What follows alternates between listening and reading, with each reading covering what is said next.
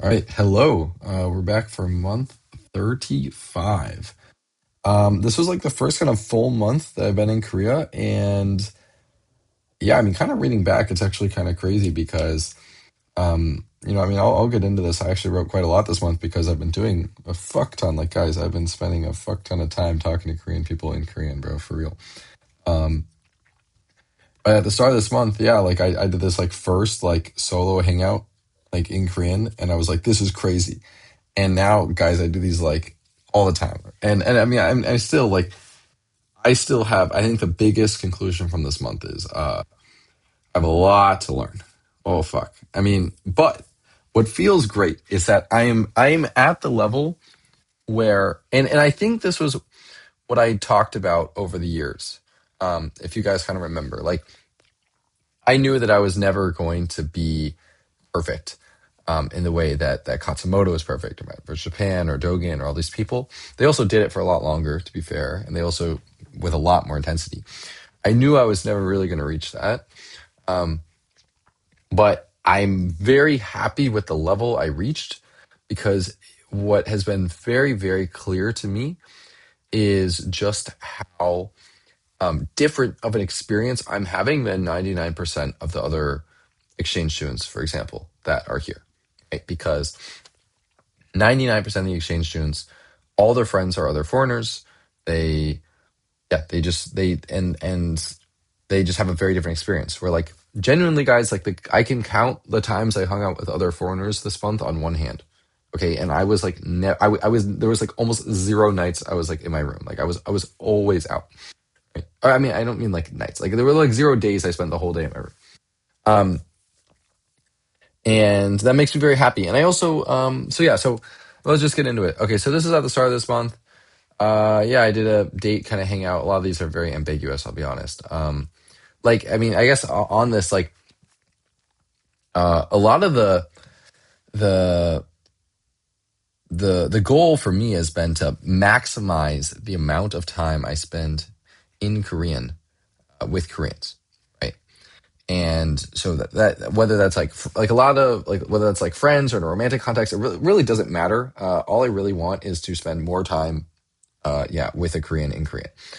Um, Now it turns out making friends is kind of hard. I mean, it's not that hard, but it's like a little bit hard. Um, so I'll just like, for example, the way that Korean people make friends. I don't know if I covered this last month, but the way that Korean people make friends is generally through school, work, or existing friends. Well, I had no existing friends. I don't have a job, and my school, my classes are all exchange students. I joined a couple clubs, which have been good, but those are kind of like once a week and still a little bit hard. And so the only other option for me is language exchange apps and dating apps. Um, and yeah, it turns out that dating apps are actually a very good way to meet people and to get them to hang out with you. And it's also like very actually like chill because yeah, I feel like in the US, if you like, I mean, maybe this is just how you should go on dates. Like you should just go on a date and just like just be chill. But like, yeah, I go on these dates and like um, just the fact that we're like talking um, is like I feel like I'm like getting what I want out of it, right? So I think that's that's been actually very effective. Um, anyway, so yeah, at the start, this was like holy shit, I can't believe I can do this. But also, I mean, this was like a really good feeling because, like I said, like yeah, guys, most foreigners are not doing this. Like, and I think what's interesting is there's just like this to like the perspective is very interesting because um at the same time as like most foreigners will never ever have a friend who doesn't speak English the way I do, where I have lots now. Um at the same time, like you go from that to uh I think the best way to describe it is like when I meet a lot of English learners, right? There's a lot of people learning English. And to me it's very obvious the difference between someone who's like okay at English, good at English, really good, really good, excellent, like, and then super insanely excellent, like that, like kind of like 1%, 1% of 1%, 1% of 1% of the 1% is like very obvious to me because I pay a lot of attention to it. And so there are a lot of people that I meet where literally for them, I am like the only foreigner they've ever hung out with in their entire life.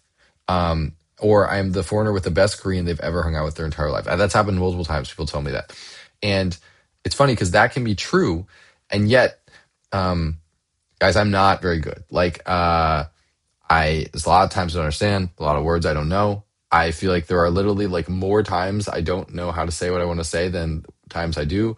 I make a lot of mistakes.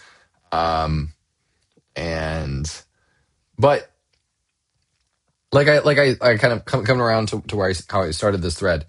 Um, I we knew coming in I was not going to be perfect. I was never going to be Matt. I was never going to be Katsumoto. Um, but I think what's been the takeaway of this month that's been very exciting is that the work I did was worth it.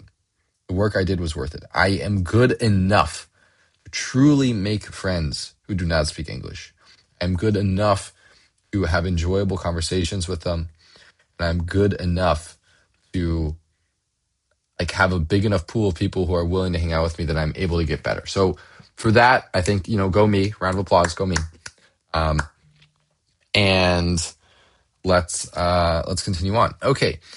Yeah, I joined the T Club and the T new member orientation. So this was a very small group. So we're in the club room, and it was like the president, the huijang, the buhuijang, the vice president, and then like one other new member and me, and I think one other like officer.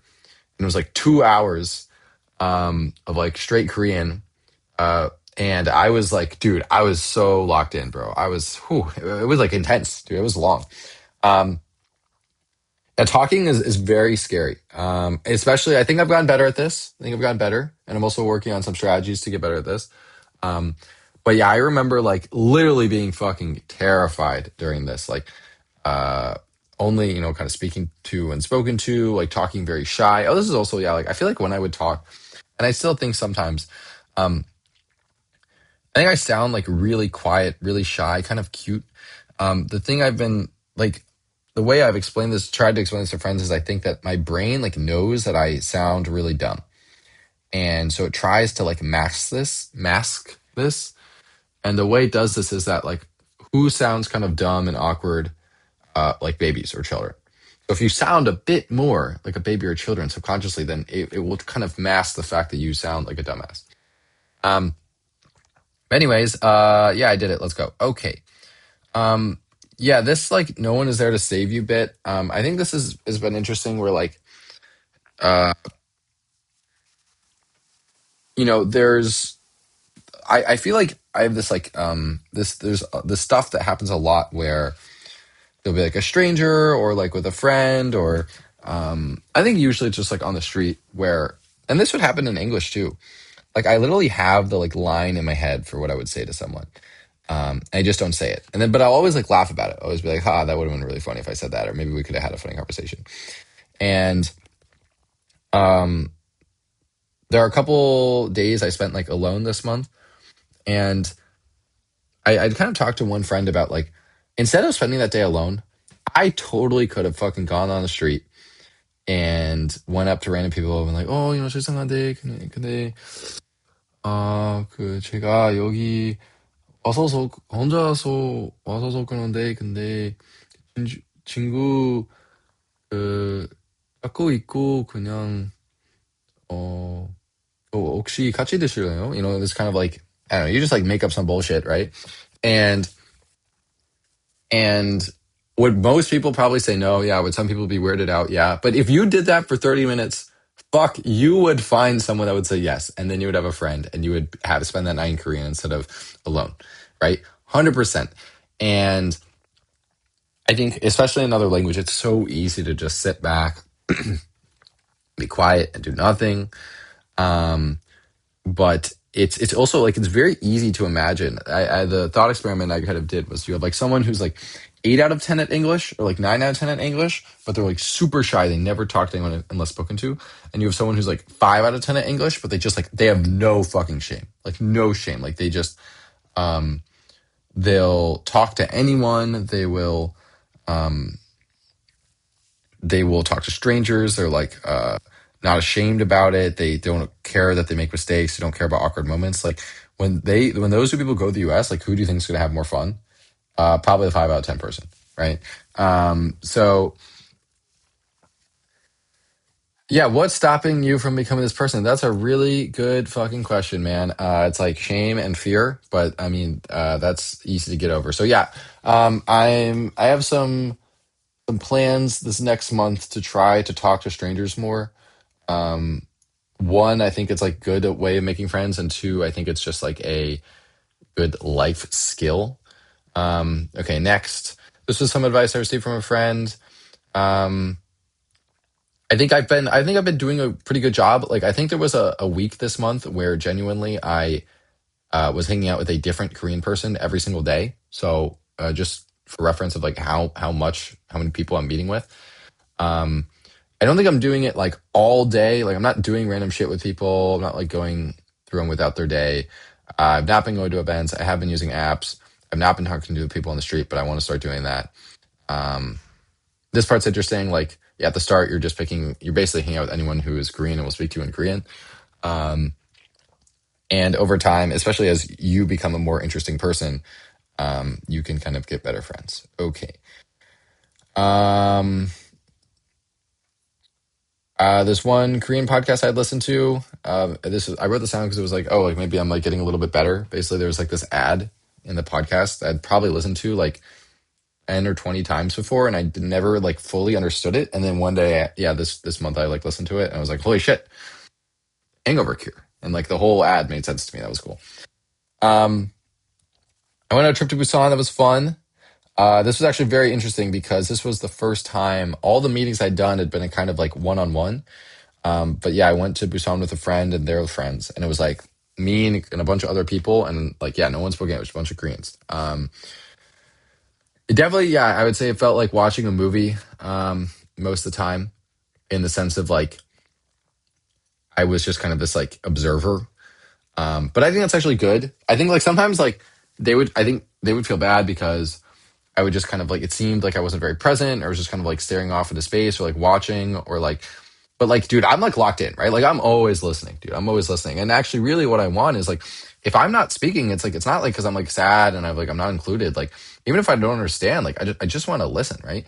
And often I also I really don't want them to lower the level of the conversation to me, right? Like just have the conversation and I'll pick up the parts I pick up and then I'll like really kind of like pay attention and learn from the parts that I don't. Um, and yeah, I think I talked about this earlier. I'm just barely at the level where I can reasonably do this, which is like really good. But I'm definitely am at the bottom. Um, yeah, there were some things where like just like you feel like a mute person. I don't know if you guys have ever felt this way. Like, I like woke up in the hotel and there's like another guy there, and usually in the US would have been like, hey, like, dude, what's up? Like, how do you sleep? Like, like that was pretty crazy last night. Like, I don't even know. You say some fucking bullshit, and I just like walked by him like silently because I didn't know what the fuck to say in Korean. Um, it happens.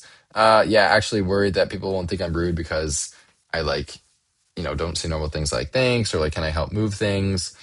Um, I just one-on-one conversation. So yeah, this is a strategy I've kind of been using quite a bit where basically there's a point where the conversation gets complex enough in terms of its like contents that I basically give up on outputting.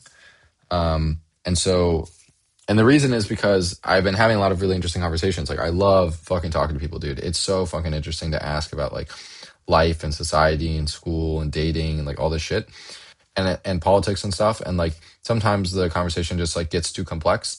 And so I will like type in English what I want to say into ChatGPT. I have like a prompt set up for it to like translate it. And then either I will show it to them or I will read it because I also like I can it's like very valuable for me. I can say like, oh, like this is how you would say this. And then usually I don't translate the other way, so I can just understand their answer. So this kind of happens a lot. And I think these are actually very good because it's really fascinating, guys. Like, yeah, I'm really and this actually is really interesting. Maybe I wrote this down later, but like I met the times I hung out with some foreigners this month. It's interesting. I would like talk to them and I would tell them some of the things I learned from the Koreans I talked to, and they were very surprised. And I realized, oh my God, they don't learn any of this shit because they're not talking to the Koreans the way I talk to the Koreans, right? Like I talk to a fuck ton of Koreans and I ask them lots of questions. Okay, things that feel bad. Having the thoughts but not the words. This happens all the time. It feels terrible. Like, yeah, very, very frustrating. Also because like, yeah, I feel like it's like, it's a point of pride for me in English that I'm like pretty good at speaking. And like I sound intelligent. Um, this I don't actually think is the worst thing. But yeah, I am like there will be a day when like more the percentage of my conversations that are not about these things, me being in Korea, me learning Korean culture.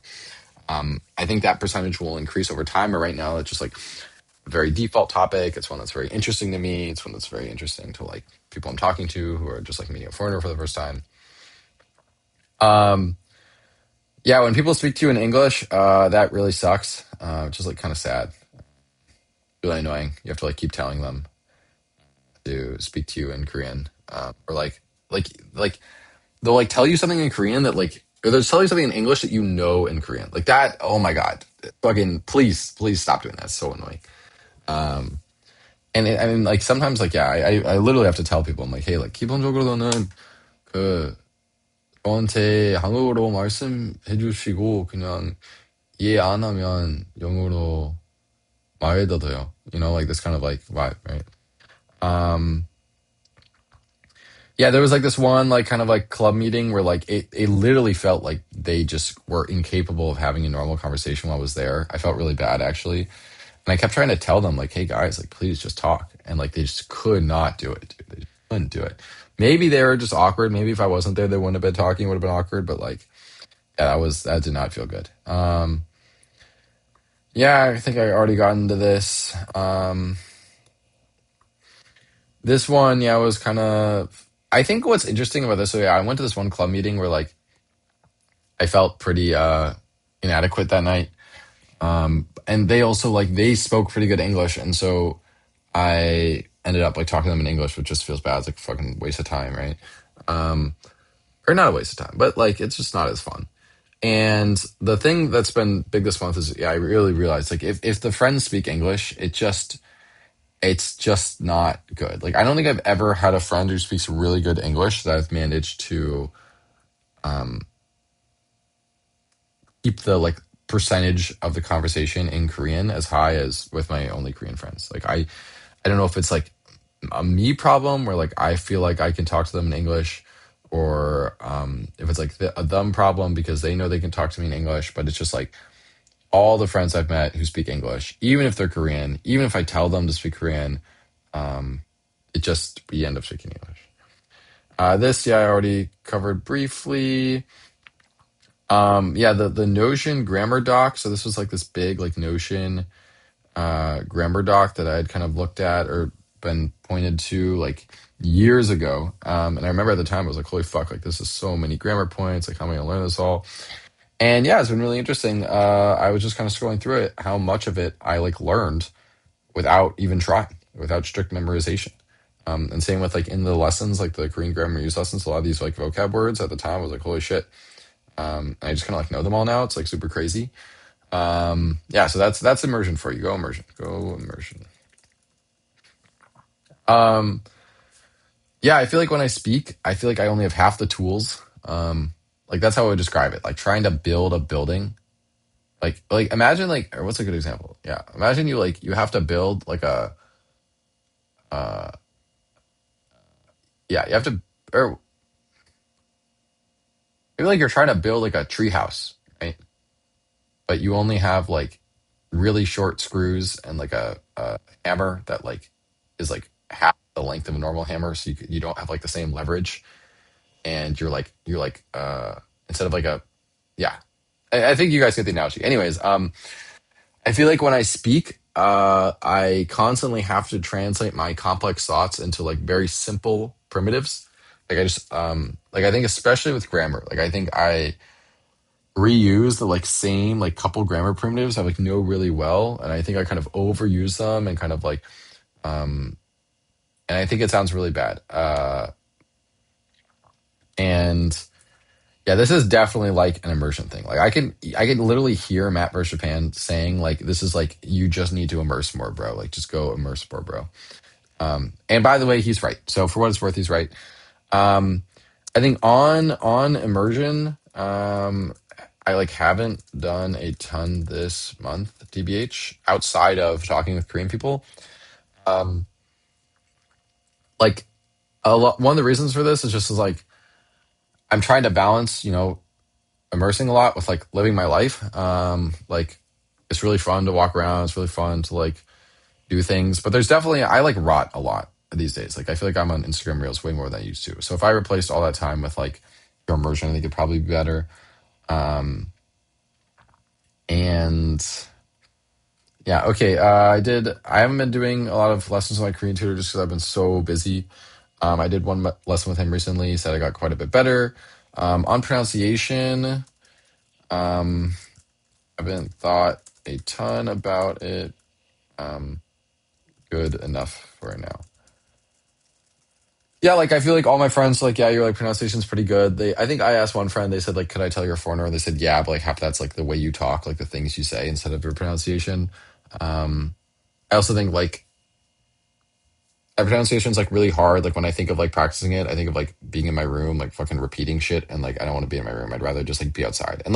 And this is the kind of thing where like I'm at a very practical point now. Like I would rather go for a walk in a park and listen to music because it's like beautiful, and I only have so many days to do that instead of practice more pronunciation. Right. So that's just where I'm at.